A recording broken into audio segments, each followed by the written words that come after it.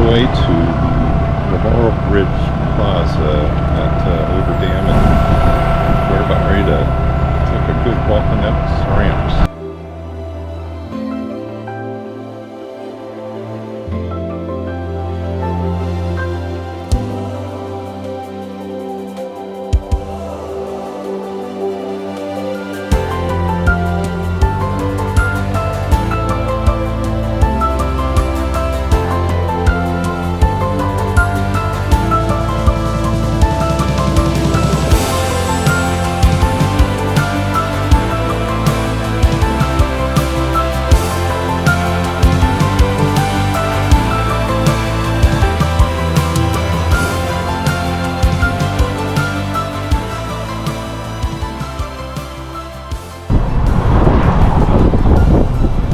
We are walking the Tillman Bridge that they just built not too long ago for the interstate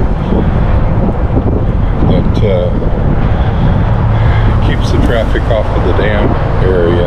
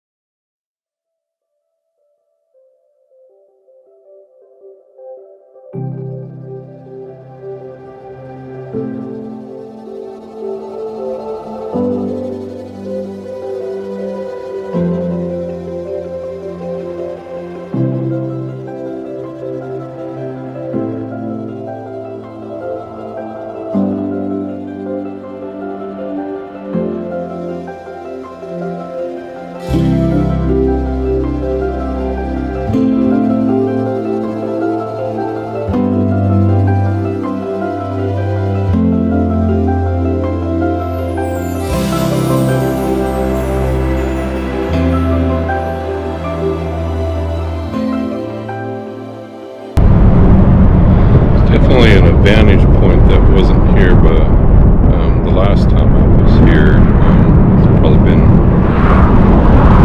8-10 years ago that we were here. But the new bridge here is a whole different perspective from how you see the dam and that compared to being right on top of the roads that go over the top, kind of around the rim of the dam. So it's pretty interesting.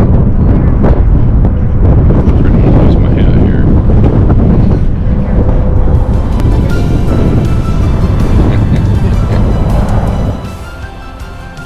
See, over here we have the visitor center. We've been through that before, which was interesting. They took us up inside the dam to some of the tunnels and up some of the stairs and that. If you look real carefully in that, you'll see little squares on the face of the dam.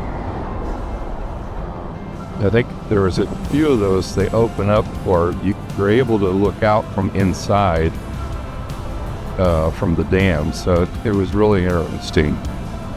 You got the tower head fixtures where the water from the reservoir enters and goes underneath into those to the bottom side where the generators are located. One of the other really interesting things is how much the dam or the reservoir has decreased in height since its highest level. You can see the very top of the water line down to where it is now, and so it's pretty low right now. I believe there's a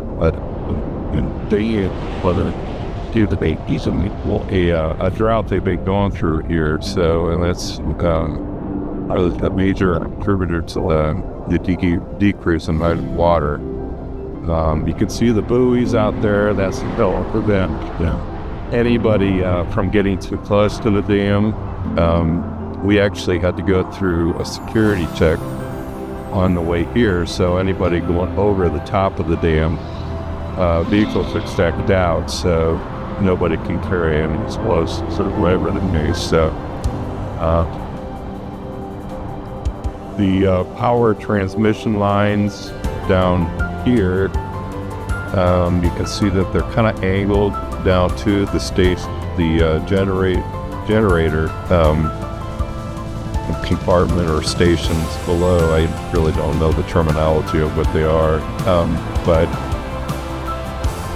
they're angled there and kind of fell back, tag back to the drop, so they can get the power transmission lines over top the side of the rock walls and that. So it's kind of interesting how they did that.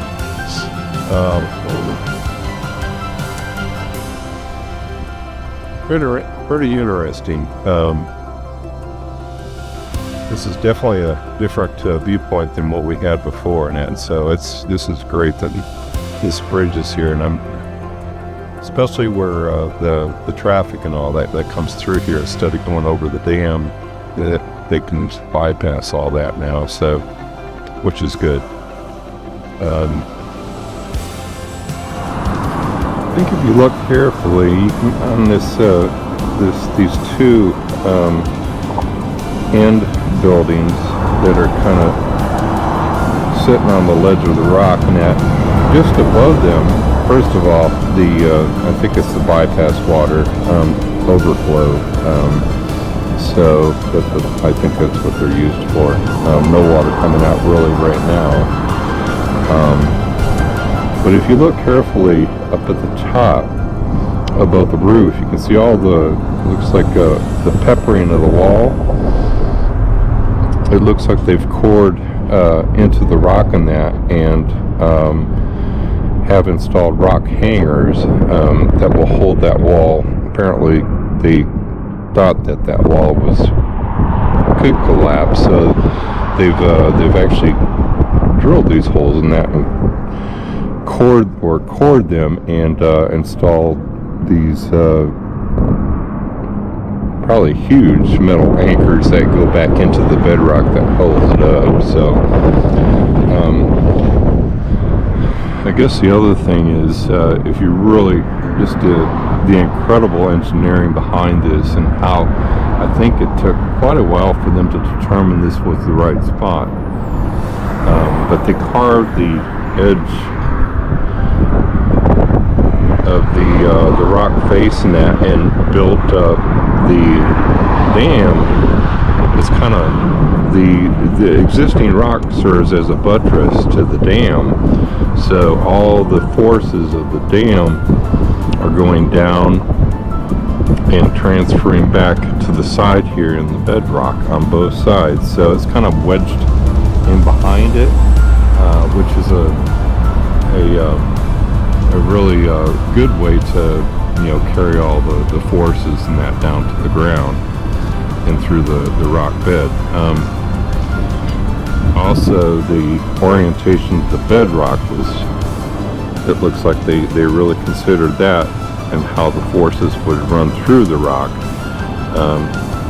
how they run kind of at an angle in both location or both sides, and it's kind of interesting how the rock formations and how that works out. So pretty cool.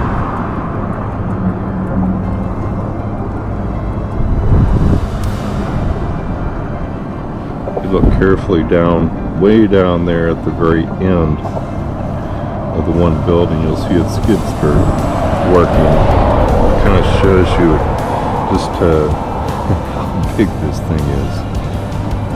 He's lifting something up, but this thing's huge.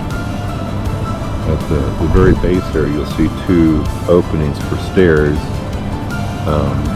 Assuming that's for the maintenance to get on top of that building. So, and then just above it, like I mentioned earlier, just above it and kind of midway above it on both, there's four little squares.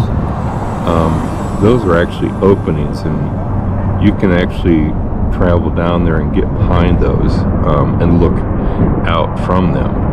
But it doesn't look that they're open from this point or this perspective, but we've been down there in that, and it's pretty cool once you get inside one of those. They're about 10 by 10 square, opening, and these grills that you could look out onto the dam and the river from the inside. So pretty amazing.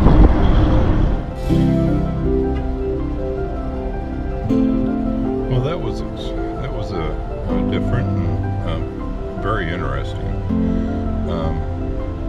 Definitely a different perspective of how you see the Hoover Dam and that than from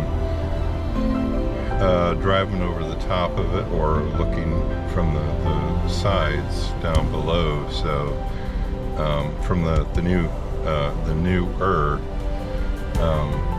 sky bridge net for the interstate. Really happy they provided a walkway for all the visitors. So pretty busy, but just you get a whole different perspective of how massive this thing is. It is incredible. Just the engineering of the time period that they did it, way back when.